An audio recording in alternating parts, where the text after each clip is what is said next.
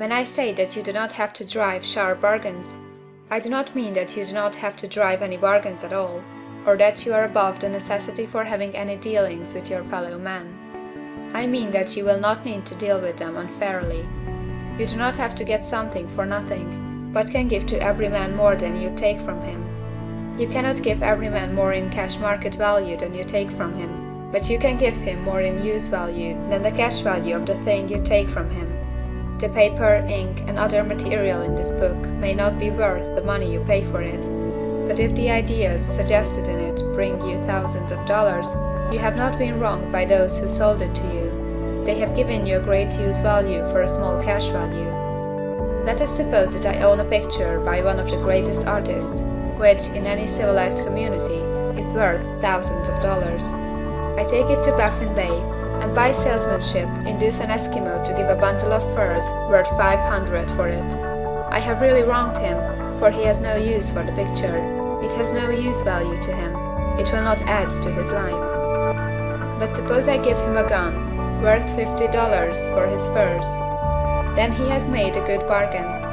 He has use for the gun. It will get him many more furs and much food. It will add to his life in every day. It will make him rich. When you rise from the competitive to the creative plane, you can scan your business transactions very strictly, and if you are selling any man anything which does not add more to his life than the thing he gave you in exchange, you can afford to stop it. You do not have to beat anybody in business, and if you are in a business which does beat people, get out of it at once. Give every man more in use value than you take from him in cash value. Then you are adding to the life of the world by every business transaction. If you have people working for you, you must take from them more cash value than you pay them in wages. But you can so organize your business that it will be filled with the principle of advancement, and so that each employee who wishes to do so may advance a little every day. You can make your business do for your employees what this book is doing for you. You can so conduct your business that it will be a sort of ladder, by which every employee who will take the trouble may climb to riches himself, and given the opportunity, if he will not do so, it is not your fault. And finally, because you are to cause the creation of your riches from formless substance which permeates all your environment, it does not follow that they are to take shape from the atmosphere and come into being before your eyes. If you want a sewing machine, for instance, I do not mean to tell you that you are to impress the thought of a sewing machine on thinking substance until the machine is formed without hands, in the room where you sit or elsewhere. But if you want a sewing machine, hold the mental image of it with the most positive certainty that it is being made, or is on its way to you. After once forming the thought, have the most absolute and unquestioning faith that a sewing machine is coming. Never think of it or speak of it in any other way than as being sure to arrive. Claim it as already yours. It will be brought to you by the power of the Supreme Intelligence acting upon the minds of men. If you live in Maine, it may be that a man will be brought from Texas or Japan to engage in some transaction which will result in your getting what you want.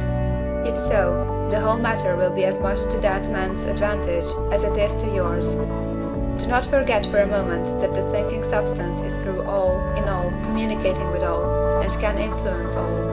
The desire of thinking substance for fuller life and better living has caused the creation of all the sewing machines already made, and it can cause the creation of millions more, and will, whenever man set it in motion by desire and faith, and by acting in a certain way.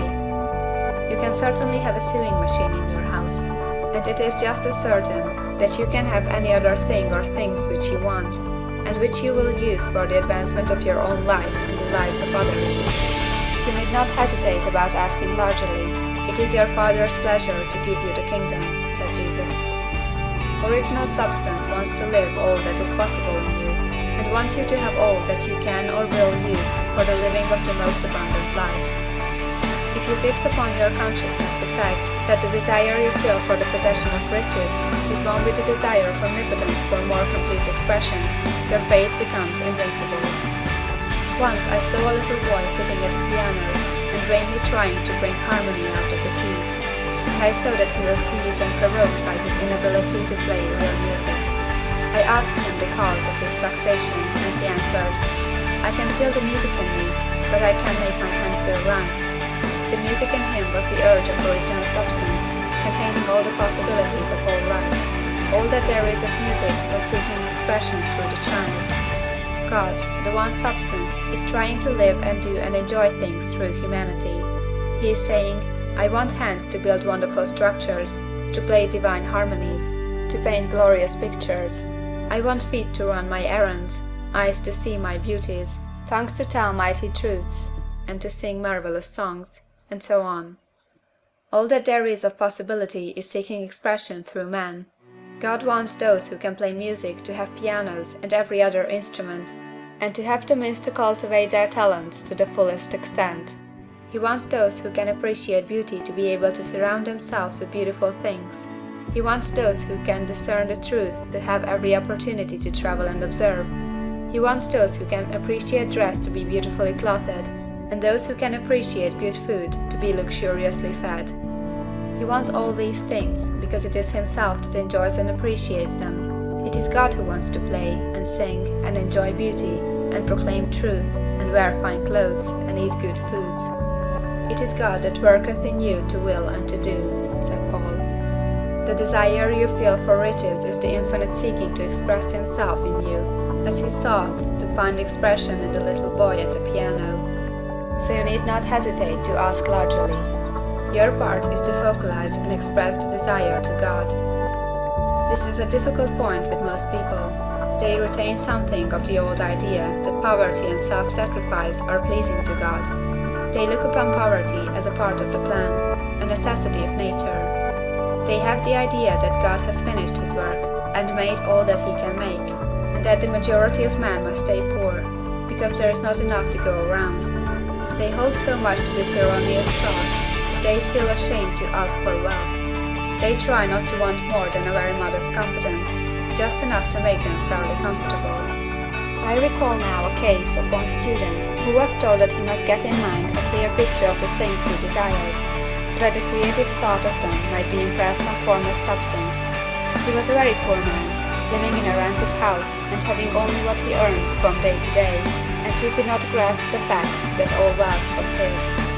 So, after thinking the matter over, he decided that he might reasonably ask for a new rug on the floor of his bedroom and an anthracite coal stove to heat the house during the cold winter. Following the instructions given in this book, he obtained these things in a few months, and then it dawned upon him that he had not asked enough. He went through the house in which he lived, and planned all the improvements he would like to make in it. He mentally added a bay window here, a room there, until it was complete in his mind as his ideal home, and then he planned its furnishings. Holding the whole picture in his mind, he began living in the certain way, and moving toward what he wanted, and he owns the house now, and is rebuilding it after the form of his mental image, and now, with still larger faith, he is going on to get greater things. It has been unto him according to his faith, and it is so with you and with all of us. End of chapter 6.